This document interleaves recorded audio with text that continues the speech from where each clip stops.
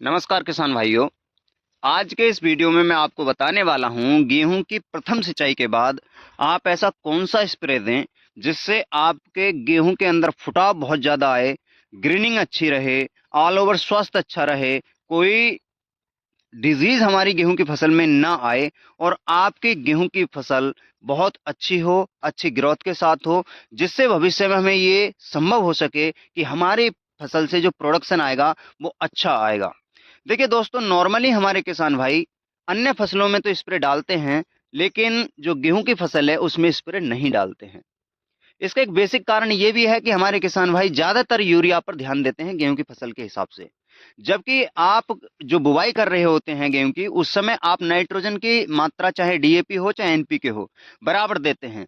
और जो डीएपी और एनपीके आप देते हैं बुवाई के बाद, एक सिंचाई के बाद पूर्ण रूप से उसे ग्रहण हमारे पौधे जो है कर पाते हैं, और ऊपर से हम फिर भी यूरिया दे देते हैं। तो उस समय ज़्यादा नाइट्रोजन की आवश्यकता नहीं होती है। जो आंशिक नाइट्रोजन की आवश्यकता होती है आप उसे स्प्रे से भी उपलब्ध करा सकते हैं, और साथ ही अन्य चीज़ों को भी आप उस स्प्रे में इंक्लूड कर सकते हैं। और आप देखेंगे जो आप यूरिया पहली सिंचाई पर देते हैं और उसके साथ जो उत्पाद देते हैं, चाहे तो वो प्लांट ग्रोथ रेगुलेटर हो, चाहे वो फुटाव के लिए ह्यूमिक एसिड हो, चाहे अन्य कोई उत्पाद हो, उन सब का अगर आप खर्चा जोड़ेंगे तो लगभग 700 साढ़े 700 के आसपास 1 एकड़ के लिए आके पड़ता है। और जो ये स्प्रे है ये लगभग 350 रुपए में उससे ज्यादा प्रॉफिट आपको आपकी गेहूं की फसल में दे देगा। अभी मैं बात कर लूं इस वैरायटी की, तो ये वैरायटी है नीजू बिडू की वीर वैरायटी। इसकी बुवाई हमने 20 नवंबर को कराई थी, और आज जो तारीख है वो है 24 दिसंबर। कह सकते हैं लगभग लगभग इसे 1 महीना 5 दिन या 1 महीना 4 दिन इसे हो रहा है। और ऐसे में आप इसकी ट्रिलिंग भी देख पा रहे होंगे, एक एक पौधे से लगभग लगभग 5 से 6 या किसी किसी पौधे में ज्यादा है और किसी पौधे में अभी कम है, यानी शुरुआती फेज है।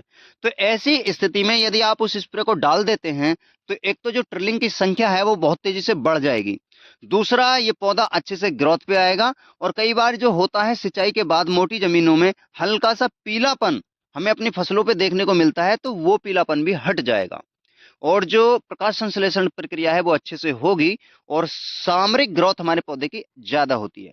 तो दोस्तों सबसे पहले आपको लेना है एनपीके 19-19-19, या इसकी जो फॉर्म है 20-20-20 वो ले सकते हैं। 1 किलोग्राम पर एकड़ के हिसाब से आप उसे स्प्रे के लिए लेंगे। जो दूसरी चीज मैं आपको बताऊंगा वो है आधा ग्राम पर लीटर की डोज से आप लेंगे ह्यूमिक एसिड। अगर इसी में जो पोटेशियम ह्यूमेट वाला ह्यूमिक होता है स्प्रे वाला, अगर वो लें तो बहुत ही अच्छा, नहीं तो नॉर्मल किसी अच्छी कंपनी का ह्यूमिक एसिड आप आधा ग्राम पर लीटर के हिसाब से ले लेंगे। और दोस्तों इन दोनों ही चीजों को आप अलग अलग घोलें। अलग अलग घोलने के बाद पहले थोड़ी मात्रा को एक साथ मिक्स करके देखें। अगर जो हमारा घोल है वो नहीं फटता है, जैसा होना चाहिए वैसा है, तो फिर आप इसे स्प्रे कराइए। 25 लीटर वाली जो टंकी होती है 1 बीघे के लिए, वो टंकी एक पर्याप्त होती है। तो जब आप स्प्रे कराएंगे तो देखिए दोस्तों, एक तो नाइट्रोजन की मात्रा, जो आंशिक नाइट्रोजन की मात्रा पहली सिंचाई के बाद गेहूं की फसल के लिए आवश्यक होती है वो आपको मिल जाएगी। दूसरा पोटास, जो नाइट्रोजन के बाद सर्वाधिक आवश्यकता होती है किसी तत्व की गेहूं की फसल में, तो वो होती है पोटास। तो आपको एक तो बुवाई पे आप पोटास दे देते हैं, फिर दूसरा इस स्प्रे में आप पोटास देंगे, तो पोटास की जो कमी है या फिर उपलब्धता है वो पौधे को परिपूर्ण हो जाएगी। और तीसरी फास्फोरस, जिसकी बहुत कम मात्रा की आवश्यकता होती है गेहूं की फसल के अंदर, वो भी उपलब्ध हो जाएगी। और दोस्तों जो चौथी चीज इसमें जो इंक्लूड की गई है, जो हमारा ह्यूमिक एसिड है, उससे एक तो बहुत ज्यादा ग्रीनिंग आपकी फसल पे देखने को मिलेगी, और साथ ही एकदम से आपको बम्पर कल्ले आपकी फसल में देखने को मिलेंगे। अगर कल्ले ज्यादा होंगे, वालियां ज्यादा होंगी, वालियां ज्यादा होंगी तो उत्पादन ज्यादा होगा।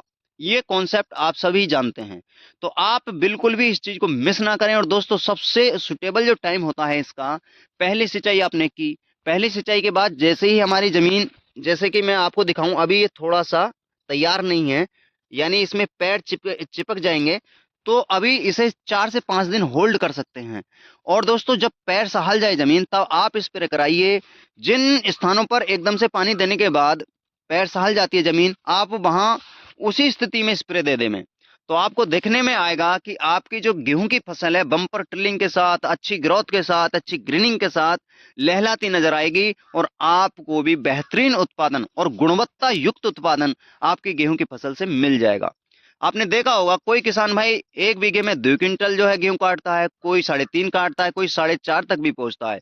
तो ये होता है क्रॉप मैनेजमेंट के आधार पर जो किसान भाई जो मेन्यू चार्ट होता है फसलों के हिसाब से कि किस फसल में किस तत्व की कितनी आवश्यकता है, उस हिसाब से आप फॉलो करते हैं तो आपको भी बम्पर उत्पादन आपकी फसल से मिलता रहेगा।